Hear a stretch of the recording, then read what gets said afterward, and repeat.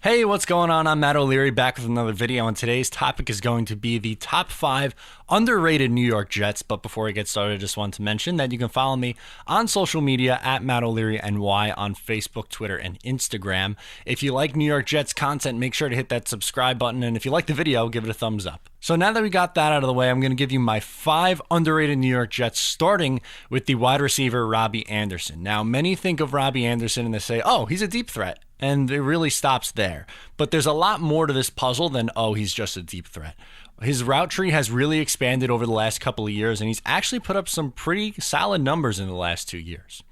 In 2017, he had 7 receiving touchdowns and 940 yards. Last year, he had 6 touchdowns and 752 yards. Now, granted, he was hurt, missed 2 games. Sam Darnold was also hurt, so Josh McCown, a shell of himself, was the quarterback in place of Sam Darnold, and it didn't really work out for Robby Anderson. They weren't on the same page. But if you look down the final 4 games of the year, Anderson was on fire. That's the receiver that I expect him to be. Even in 2017, McCown gets hurt, Bryce Petty comes in, and Robby Anderson's production plummets. He would have hit over 1,000 yards in 2017. But this is the year. If Robby Anderson is healthy for 16 games and Sam Darnold is healthy for 16 games, you could pencil in, no, strike that. You could write in pen right now that Robby Anderson's going to have over 1,000 receiving yards and probably somewhere between 7 and 9 touchdowns this year. He's going to be a huge part of this offense, and it's easy to see why. We saw a little preview of that in week 2 of the preseason on that back shoulder throw from Sam Darnold to Robby Anderson on the left sideline. Even in the red zone, they had him run a slant to get it inside the 5-yard line. He is someone that they're going to rely a ton, and especially with the additions of Le'Veon Bell, Ty Montgomery, Jamison Crowder, those 3 guys, it's going to open up so much more down the field, and Robby Anderson's going to be force-fed the ball, and it's going to be real solid for this Jets offense. Expect a breakout year from him. Yes, he is not necessarily your prototypical number 1 wide receiver, but you don't necessarily need one in today's NFL. You can get by with someone who will give you 1,000 yards and 8 receiving touchdowns. And that's what I think Robby Anderson can do this year for the New York Jets offense. Number 2 on my list is old reliable Bilal Powell. Boy, am I happy to see him back in green and white. Wasn't sure after the injury if he would be re-signed, let alone if he'd play at all in the NFL. I thought he was a goner. I thought we'd seen the last of him as a New York Jet, but they brought him back. Remember, he was drafted in 2011. He's been here a long time, and he's been very good and underutilized in his tenure as the New York Jets running back. He has 4.4 yards per carry over the course of his career. Pretty solid number there. His 2 best years was in 2016 and 17, more so 2016. He was really a beast on 2 terrible teams. And last year, obviously, he gets hurt. But now serving as RB3 behind Ty Montgomery and Le'Veon Bell, he's going to be even more effective because he's not going to get overused, which at times he did, and that led to injuries. But he is good at pretty much everything, which is what you want in a running back. He can pass protect. He can break tackles. He can make guys miss. He can receive out of the backfield. He is a really solid back who could do a lot. And if you don't have to rely on him a ton and give him a ton of touches, he could potentially stay healthy longer, which is what the Jets need because he's 29 years old at this point. Speaking of running backs, coming in at number 3 is Ty Montgomery, who we just talked about. Because of how things ended in Green Bay and because of his underutilization in Baltimore, not too many people were high on Ty Montgomery, myself included.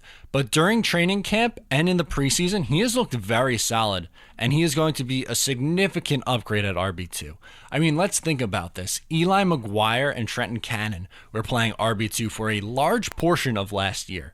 The Jets have significantly improved at this position behind Le'Veon Bell, because God forbid if there is an injury there at Le'Veon Bell, you could absolutely get by with the combination of Montgomery and Bilal Powell. Montgomery's known for receiving out of the backfield, which is going to be a lot of fun because you'd have both Montgomery and Le'Veon Bell, who is also good at receiving out of the backfield, in the formation at the same time, which is, like I said, going to be sick.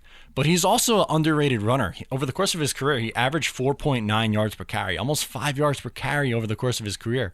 Pretty solid stuff. I expect big things from Ty Montgomery, and I think a lot of people are sleeping on his talent. This is a really skilled guy coming in to join the New York Jets. Coming in at number 4 on my list is an offensive lineman. How about Calvin Beecham, left tackle? A lot of people were looking to replace Calvin Beecham. Maybe they draft Jonah Williams. Maybe you go out and pay someone big. But Beecham has been very, very solid for the Jets over the last 2 years. He's not flashy. He's not going to be a top 5 left tackle in the league, but he's not awful. Pro Football Focus ranked him as the 48th left tackle in the league.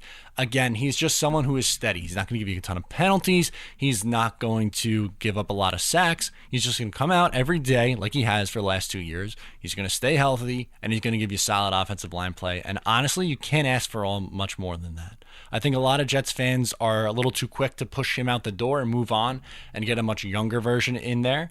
But for now, I think he is a very solid stopgap on the offensive line, who is underappreciated. And finally, coming in at number 5 is someone who the Jets will be without for the first 4 weeks of this year, and that is Chris Herndon, the tight end. Last year as a rookie, he put up phenomenal numbers. He had over 500 receiving yards and 4 touchdowns.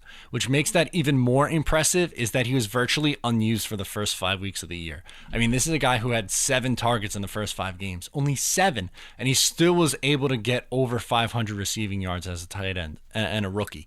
Not a lot of rookie tight ends have eclipsed that. So I'll give you some who have between 500 and 600 yards as a rookie. You have guys like Rob Gronkowski, George Kittle, Aaron Hernandez. Now that's a real solid tight end group. Also, we could talk about some guys that Chris Herndon exceeded in his rookie year. So how about Tony Gonzalez? He's a Hall of Famer. He's pretty good. Antonio Gates is on his way to the Hall of Fame. He had less receiving yards. Jason Witten, going to be in the Hall of Fame. More receiving yards than him. Zach Ertz, one of the best receivers as a tight end. More than Zach Ertz.